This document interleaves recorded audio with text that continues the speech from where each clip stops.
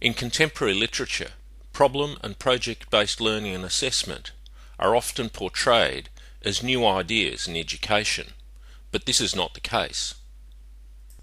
Problem and project-based learning are often considered to be progressive ideas in education. However, that doesn't mean that they're necessarily new. John Dewey, in his 1916 publication Democracy and Education, An Introduction to the Philosophy of Education, promoted ideas which are consistent with problem and project-based learning. These were further developed by Kolb in 1984. At their foundation, problem and project-based learning are grounded in a constructivist, learner-centered approach where there is active participation from the learner who develops context-dependent, socially mediated understandings that are situated in a real-world environment. Problem and project-based learning and assessment share a number of important similarities. Both are founded on a set of constructivist assumptions about the nature of learning and assessment. Both involve the holistic learning and assessment of knowledge which is embedded in practice. They are both outcomes-based, where learning is contextualized in authentic problems or projects. The learning is learner-centered and group-based, where the teacher moves from a position of a content expert to a teacher facilitator. Where the important differences exist are in the intention and outcome of the activities. In the case of problem-based learning, learning results from the process of working towards an understanding or resolution of a problem. In this case, the problem is often fuzzy and unbounded, and where there is not one correct solution to the issue. In the case of project-based learning, the end result of the activity is the development of a project which addresses a problem or an issue. Advocates of problem and project-based learning claim that there are a number of important benefits to these approaches, that learners become more committed, confident, enlightened, that they become more independent learners who are able to find and use appropriate learning resources. Effectively, these approaches support learning to learn skills. They support long-term retention of knowledge rather than the learning of facts that are short-term. And they develop learning where there is an integration of basic concepts into problems with the development of critical and analytic skills.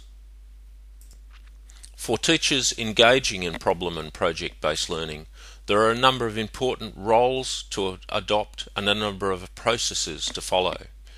It's important that teachers adopt a modelling approach, demonstrating appropriate behaviours and practices in the engagement of the activities.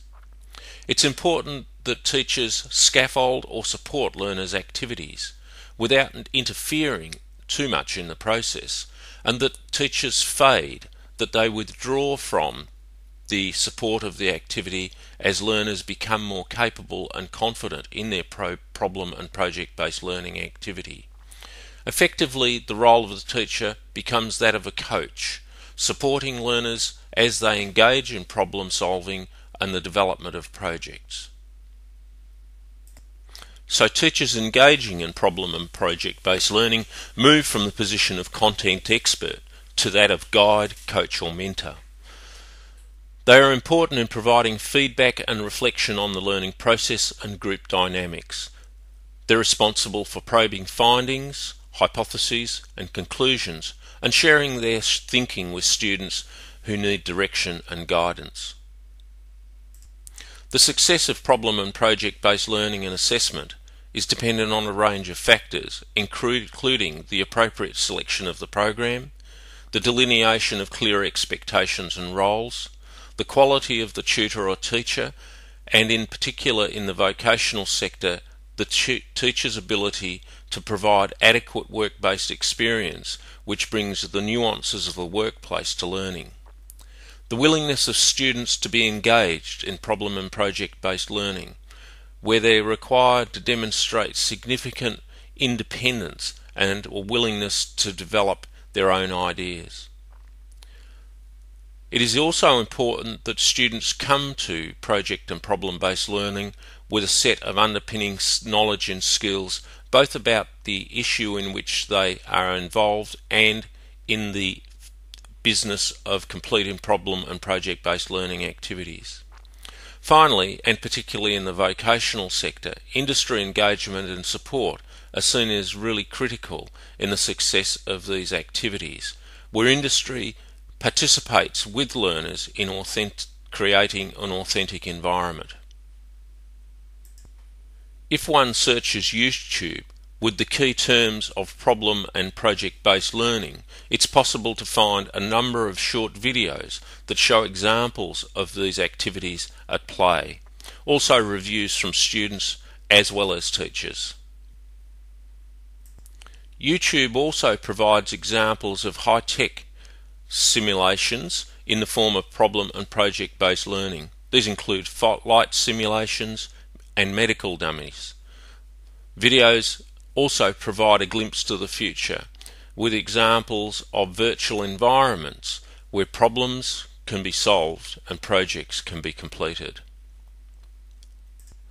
The references shown here provide further information on problem and project-based learning, as well as specific examples of their implementation in the education sector.